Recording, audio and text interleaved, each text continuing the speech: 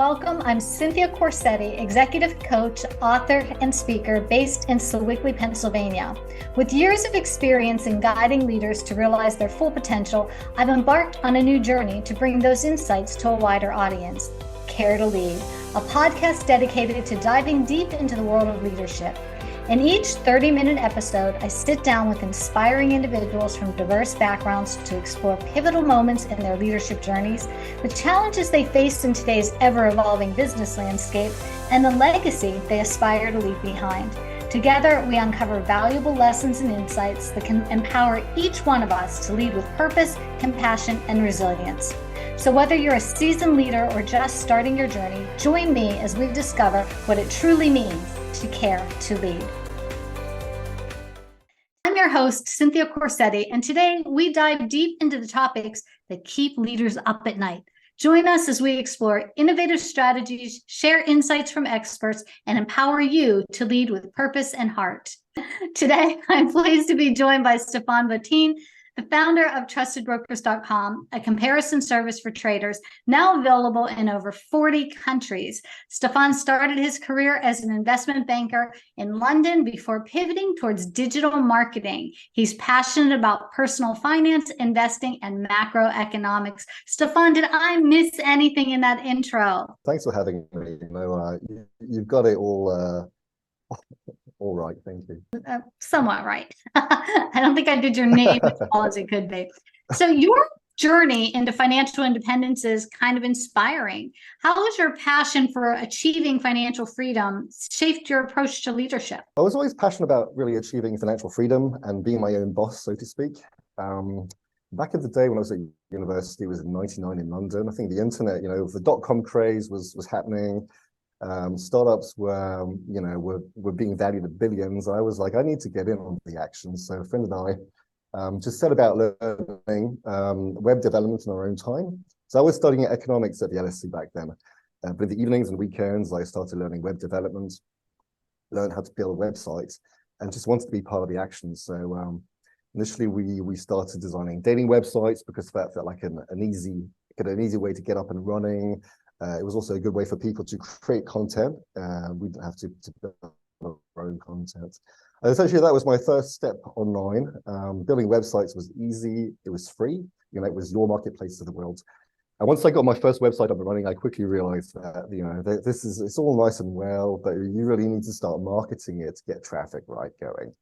And that essentially prompted a pivot later in my career towards digital marketing, to essentially acquire the skills I needed to get my business growing. So it's interesting because early on when you were developing websites, there was a lot more coding. Like now it's so much plug and play that almost anyone can, use a template. So you had to really know the nuts and bolts of the code behind it all.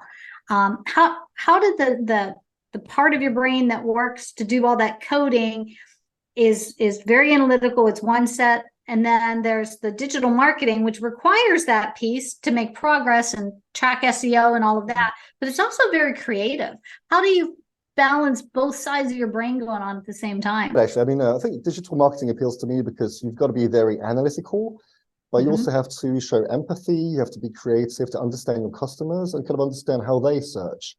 And the kind of journey they would go through when searching for a product or service. And digital marketing kind of brings the two together. If you're advertising on Facebook and Google or other platforms, you're going to have to make sense of a lot of numerical information. But if you really want to dig deep and understand what's going on, you have to have a look at understand your customers, understand your users, drill down, see which keywords they're using, in which order they're using them, and kind of what motivates them. So it does draw on quite a broad set of skills. I would say nowadays, it is somewhat easy to get started. You mentioned platforms like WordPress, Wix, and others, which kind of make it easy for people without really technical skills to get online. Obviously, social medias, also here, so you don't really need a website anymore. You can do everything through, your presence on Facebook, Instagram, TikTok, or others. So that's kind of really leveled the playing field in a way. But I would say, certainly from my perspective, I think being able to build websites and create custom products helped me improve the web features in ways that wouldn't be possible otherwise. It would take a lot of outside work or input. And it's also helped me create a system, or at least a service, I think, which I believe is a lot more custom and less templated than others. So I think there's still a strength to having these kind of skills in-house. It helps you iterate and also create a unique product. What kind of companies do you like working for? Well, I mean, the products, the companies I promote on trustedbrokers.com are all Forex brokers, trading platforms. Yeah, so for a long time, it's been focused on Forex companies, but in the recent years, we've kind of broadened out into all markets. So you can trade CFDs, which are just a way to speculate on price on anything. You can trade CFDs on stock prices, on the price of gold, price of Bitcoin if you wanted to. So there's a lot more to CFD brokers than Forex these days. How has something like ChatGPT changed your business, what you do, and your whole thing? It hasn't really impacted our business right away. I mean, customers still find us the same way they did, a year ago. It's all about being prominent in Google's search engine results. But I would say it is certainly made a big difference to the way I work personally. So I've been able to use ChatGPT in different ways. I mean, for spell checking, that's like really basic stuff. But if you work late, and you're tired, it can help improve your writing style and pick up on errors that you might not pick up otherwise. I've used it for translation work too. And so I'm perfectly fluent in French, and I've used it to translate content from English to French just to get a feel for how good the output is. And I've been actually pleasantly surprised a number of times by the quality of its responses. It's the thing I like about it is that it can understand context. So I'll tell it, for example, translate this article, this paragraph in the context of a comparison or financial comparison service, right? So I think by providing context and clues, I think it helps to translate content in spot on, right? Essentially the same advice that I would give a translator if I was working with a human, right, on the other side of the screen. And then the third way I've been using ChatGPT is to try and score the content we publish against the style guide. So when I write content, I want to make sure that it's authoritative, that it conveys my experience, that it's trustworthy, right? And original too. So there's a few things I look for in the content we publish. And I've been using ChatGPT to try and score our content across these types of criteria, this style guide, right, so to speak. And it's been actually very good at coming up with constructive criticism and recommendations too. And it's kind of changed the way I work, really. I use it systematically now. Tell me a little bit more about trustbrokers.com. Trustedbrokers.com is a comparison service for traders or investors. When we started a couple of years, over 10 years ago now, I think you had very few comparison websites out there. It was hard for people who wanted to trade currencies or trade stocks or even commodities, perhaps to understand where to go, how to start. Trusted Brokers, we were a comparison service with a difference, especially from the outset. We compared brokerages, trading platforms at the account level to help people find the right account for them. Most brokers typically provide a range of accounts, some for beginners with like fixed spreads and slightly wider fees, and accounts for more advanced traders with lower spreads, but flexible fees, right? And so I think by providing a comparison service which compares brokers at the account level, we were essentially very different from the outset. I think we added value in an interesting way. I think to my best of my knowledge, we're the only ones out there doing that to this day. Do you take into account like people's tolerance for risk and so on? Like, is there a way that you get that from your customer when you're doing comparisons? Good question. I mean, on our website, we have a little site, a search engine, which allows people to search and compare brokers at the account level. And one of the ways I get down, I try and nail down to the people's level of experience is ask them whether or not they're beginners or more experienced traders. And then based on that, I will return accounts which are structured accordingly. I know personally, I'm proud of myself when I move funds from a regular savings account to a high yielding savings account. I have no tolerance for risk and that kind of thing, but I always wish I could. So what other kind of service do you think you provide to the average person that can make, I mean, I think your business is really not geared for like the kind of person like me. They're geared more to the brokers and the businesses, but what would the average person be able to find from your business? I mean, a typical user is a male user. Think about 70, three-quarters of our users are male and usually aged between 20 and 30 years old.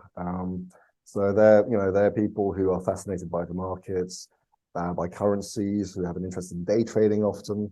I would try to obviously tailor to that audience, but also I've been writing increasingly content which tries to appeal to a wider range of customers away from Forex. So we've published in the last year or two, we've published a range of guides about investing in gold, silver, oil, also more niche markets like carbon credits. And we try to explain things in like layman's terms, right? Because as you say, right, I mean, trading can be a very niche topic, but it needn't have to be, right? Excellent. What about cybersecurity? How does that factor into your world and the threats? That's an important one because as a website, facing the internet, we're open to the world, so to speak. So we need to take steps to try and lock things down. Our admin section is password protected, as you'd expect. Failed login attempts are reported. We also attack regularly by competitors who launched denial of service attacks. That's a bit of a complex word, but what this means in practice is that competitors try to bring our website down, overwhelm it with requests to bring it down, keep it offline. So we have systems in place also to detect that and fend off these attacks. So it's a brutal world out there.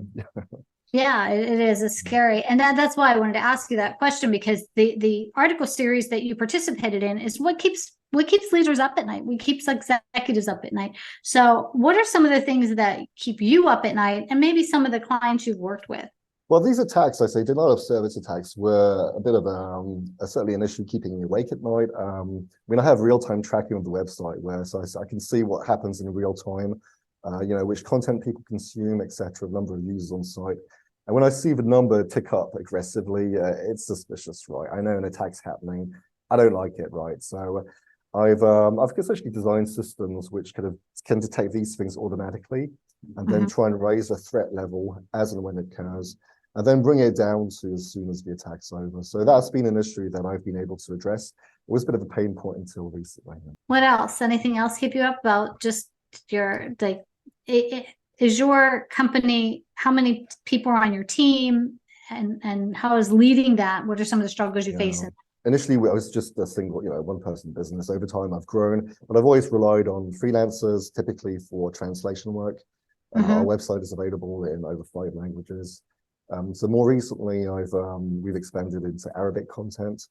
So I was able to work with a talented guy actually based in Egypt who's done a lot of journalistic work for kind of respected publications. But working with him, managing him, it's been, distance and remote, these remote working relationships are always a bit of a challenge too, right? Because you don't have people face to face. You need to try and find ways to build trust, and also work in a constructive way, right? Which so that's been a bit of a challenge. But we've got so many tools now these days to try and keep in touch with people via WhatsApp or Zoom, that it's easy to get people on a call. People are available, I find. And but working remotely has its challenges and opportunities. Yeah, it's interesting. Like the global workforce has expanded your pool of talent tremendously, and it comes with its own set of challenges. Different time zones. I've got someone curriculum designer in the UK. I've got a client in China. I'm missing calls because I'm on the wrong day. So it could be challenging, and it also, like I said, gives you such a vast choice of people to work with. Finding good people is a challenge, especially in my field. I mean, when we're looking at translations, I mean, obviously I mentioned ChatGPT, but really you need people who have domain level expertise when it comes to trading, an understanding of brokers, the markets.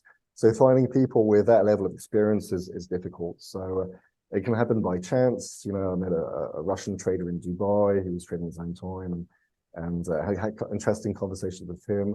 Was lucky enough to find a financial journalist in Egypt who can speak Arabic. These relationships, they take time. They happen by chance sometimes, and you have to nurture them.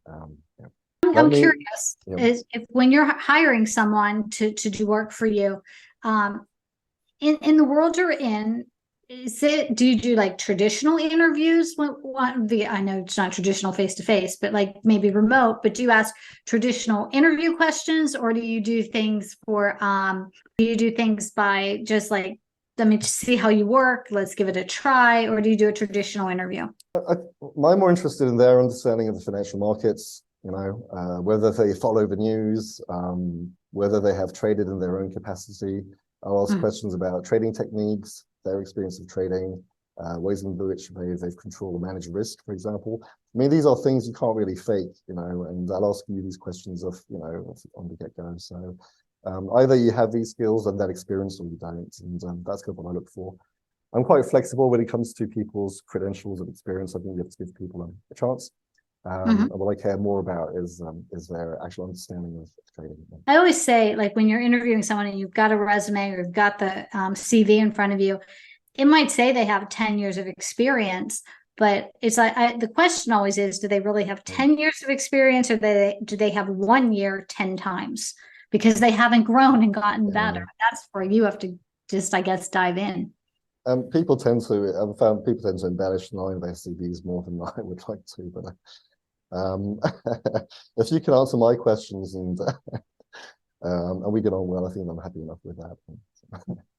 Do you have any positions that are hard? I guess translation's probably a pretty hard one to fill. What are some of the other difficult positions to fill in your company? No, I mean, translation really is the only one we have open, and it happens sometimes on an ad hoc basis, right? I say rather than on an ongoing basis as we update content, etc. But that's really the key one I recruit for. When it comes to the other positions, I mean, I've built the website from start to finish. I have these web development skills, internet marketing skills too, and I you've write got it all. So Yeah, I wish I had half your skills in some of those areas, because I got to sub out to all of them. What do you see for your company, or what do you hope to see for your company, say 5 years from now? Coming back to AI, actually, I think AI is going to really transform the way people search. We haven't quite seen that right now, but it's also going to, I think, transform the way in which people come up with, ask for recommendations or advice. I'm following developments very closely. I think one thing I would like to bring for trusted brokers is, I mean, we already have essentially a search tool which provides personalized advice, but I think there's a lot further we could go with personalized recommendations or a chatbot. I think the solutions I've seen today aren't quite satisfactory, but I think in 5 or 10, certainly 5-10 years time, we'll have APIs in place where we can essentially train models to provide custom recommendations. So that's the direction I would like to go in.